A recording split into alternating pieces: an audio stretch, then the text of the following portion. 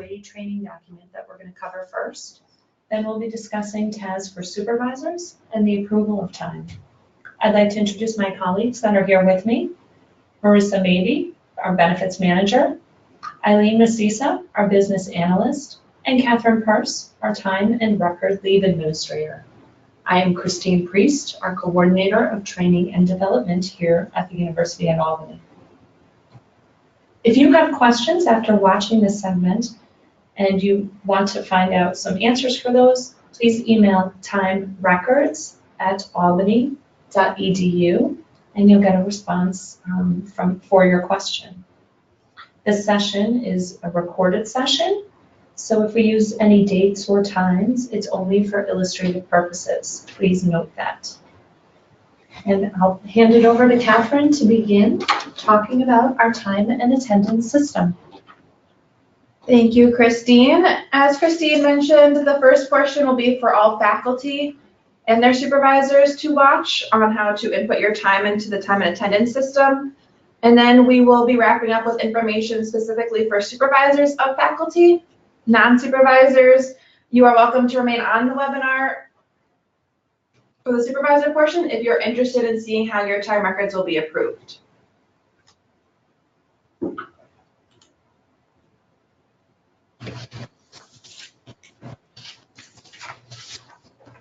The agenda for today's webinar, we'll be going over logging into the SUNY HR portal, the summary page, reporting no usage, recording time off, non-chargeable leave and family medical leave, otherwise known as FMLA, general information, submitting your time record, time records, contact information, and information for supervisors of faculty. The SUNY HR time and attendance system, also known as TAS, is an electronic time recording system that is replacing the current online process. You'll continue to be required to report the usage or non-usage of accruals on a monthly basis. At this time, TAS does not apply to uniform employees within UPD, hourly employees, and employees who punch a time clock. Notifications will come to you via email, so please watch for them. Notifications come each night when they are applicable and will come from the email address do-not-reply@suny.edu. Again, that email is do-not-reply@suny.edu. These emails will prompt you that your attention is needed in the SUNY time and attendance system, and you will need to log into the system to see what action is necessary. Some notifications may be duplicates, however, we suggest going into the system and checking again. Once you start using the new time and attendance system, no additional MyU Albany entries should be made.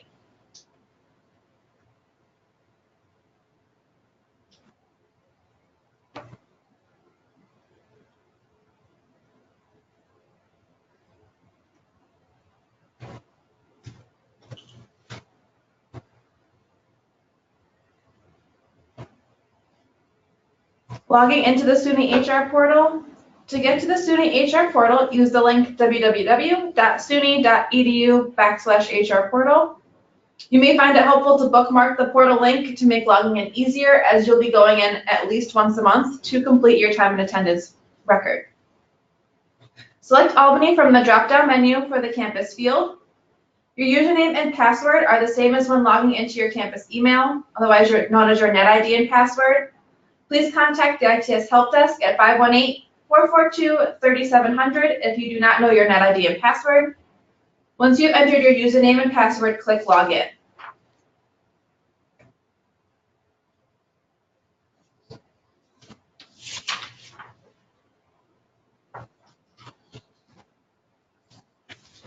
Faculty are able to certify and submit their time records directly from the summary page if no sick accruals were used within the reporting month.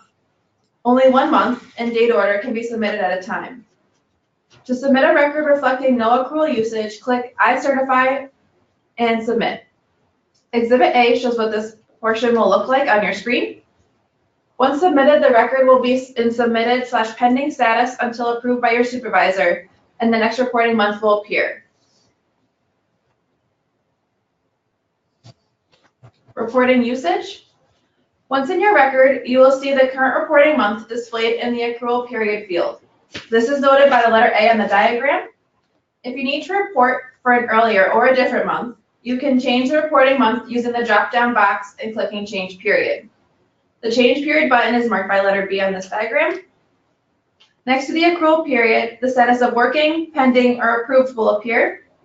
Working means you can still make entries. Pending means you can make entries, but the record has gone to your supervisor for their review. And approved means your supervisor has approved that month's record. You can make entries for future months in advance, but time records must be submitted in date order.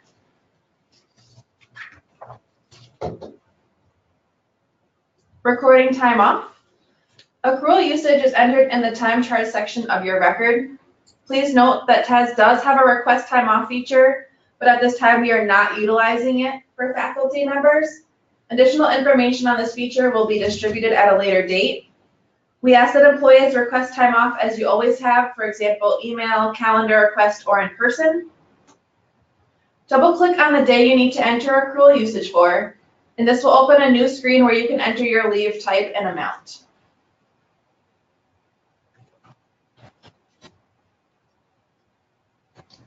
Recording time off single day.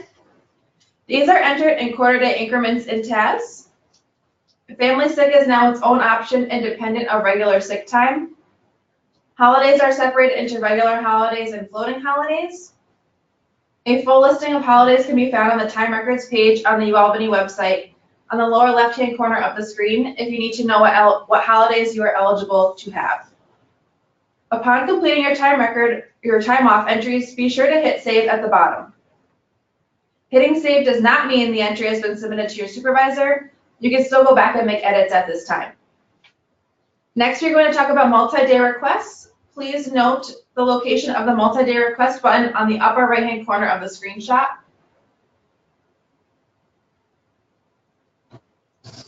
Recording time off multiple day absences.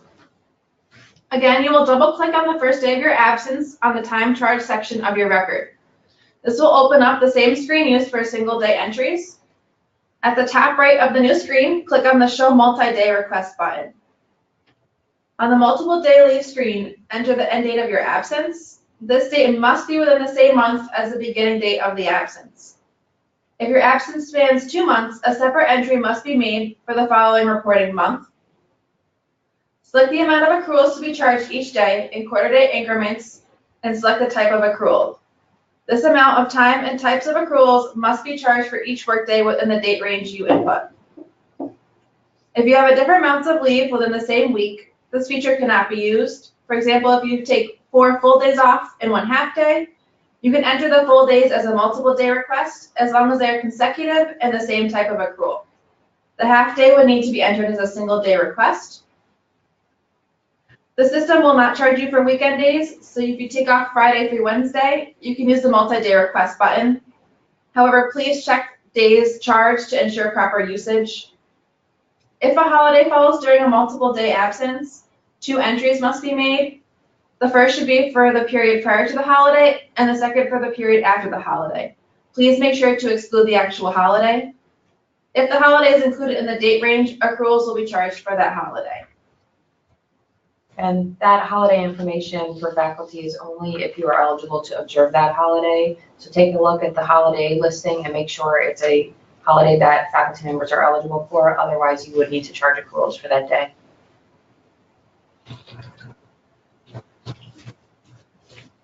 Non-chargeable leave and FMLA. Certain absences do not require a charge to your accruals. These are considered non-chargeable absences. To record this time off of work, you'll need to follow the process for recording time off. However, instead of indicating accrual usage, indicate the number of hours that day that should be non-chargeable and select the reason. Non-chargeable leave at this time should be used for jury duty and cancer screenings. For all non-chargeable leave, appropriate documentation needs to be submitted to HR to support usage. This can be sent to the time records department, or it can also be sent to timerecords@albany.edu as long as there is no specific information that applies to that person, such as a social security number. Leave without pay should also be indicated as a non-chargeable type, and total hours should be entered in the lost time column. Please reach out to time records as soon as you know you are taking leave without pay so it can be processed. Workers' comp is also listed as a non-chargeable type, If you have a comp case, please reach out to Time Records to discuss how to record your time. Employees on an approved FMLA leave will need to indicate FMLA usage under adjustment reason for each absence related to FMLA. If you have any questions about how to record non-chargeable type leaves, please contact Time Records for assistance. Again, remember to hit save before leaving the page. Some general information. If you make any changes to your record, it is important to click Save Time Record at the bottom of your screen. This will not submit your time record. However, it is imperative, as otherwise your time will not be saved and you'll have to re-enter everything again. You can enter comments for your personal reference or for your supervisor in the time record comments field. Please note that entries in this field are permanent record and comments cannot be deleted once they are saved. One nice feature of TAS is that if you would like a paper copy of your time record, you can print one by clicking on the PDF report. You can also view prior time records by selecting the history link located below your name. History is only available as of the date you started using SUNY HR TAS. Submitting your time record. When the time record is complete, click on the I certify box and select Submit to Supervisor. In order for your time record to be approved, it must first be submitted. First, however, please double check your entries before submitting for approval. If during a month no accrual usage or non-chargeable leave occurred and you did not work on any other days, the only action you need to do is to click the certify and submit to your time record to your supervisor. If you do not submit your time record on time, the system will automatically send you reminders. The system also sends reminders to your supervisor and eventually will be escalated to their supervisor if no action is taken. Time records should be submitted at the beginning of the month following the month you're reporting for. For example, the January time record must be submitted by February 3rd. Time records must be submitted in date order. If you are submitting a time record late, please be sure to submit the oldest first. And just a reminder that if you have no usage, this reporting can be done on a monthly basis from your main summary page. You do not need to click on the reporting time off to get to the calendar. That can be done right from your main screen.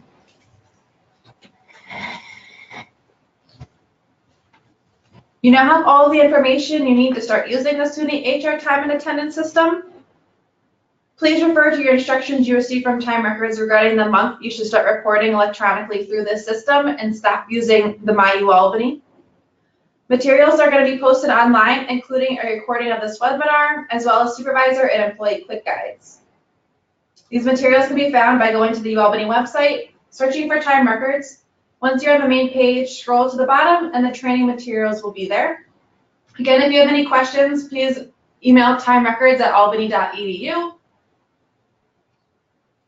And we will get back to you as soon as we possibly can to answer your questions. At this time, we're going to roll right into SUNY HR time and attendance for the supervisors of faculty. If you are a faculty member and you would like to see how this is done, you can certainly watch the remainder of this webinar. If not, you do not need to continue watching.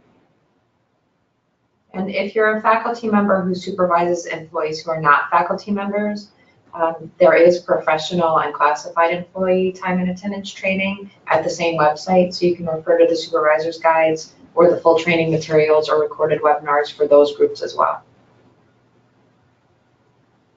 Okay, again, this is going to be for supervisors of faculty.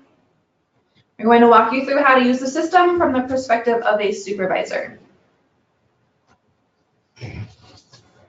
Logging into the system is going to be the same.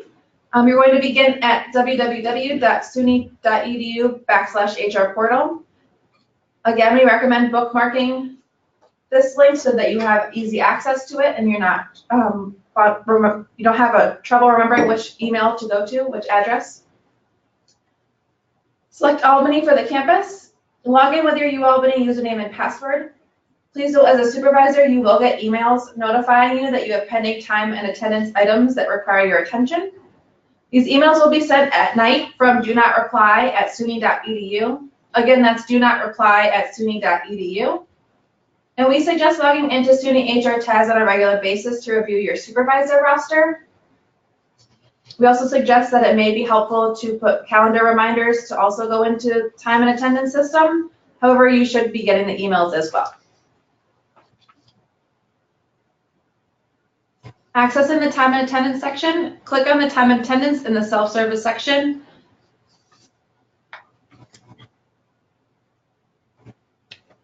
Once in the time and attendance system, select your current employment role and then click on the time and attendance button.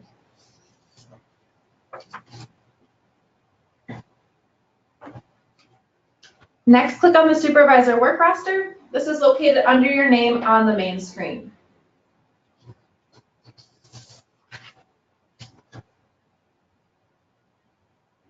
Reviewing the time record. The pending time record approval section is in the second section on your supervisor work roster. On the roster next to each employee's name is a summary of their time charged for the month. If the employee did not charge time or the time charge is accurate, you may approve the time record directly on the roster by checking the approval button and submit. If you would like to review a faculty time record, click on the details link under the employee's name. This will bring up the monthly time record. Please review the time charge section for accuracy. Once on this screen, scroll to the bottom and click on approve or deny. Please note that a denial requires a comment for the employee. Once the time record is approved, it will no longer appear on your work roster.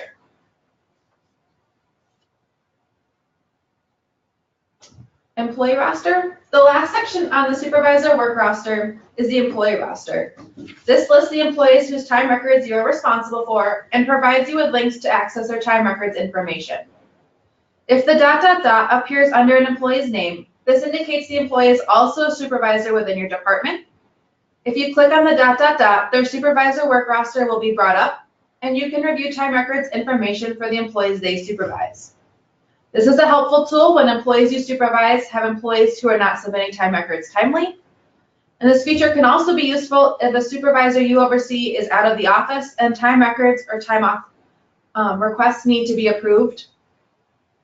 You can also use this tool to check on the usage of employees who work directly under the employees you supervise.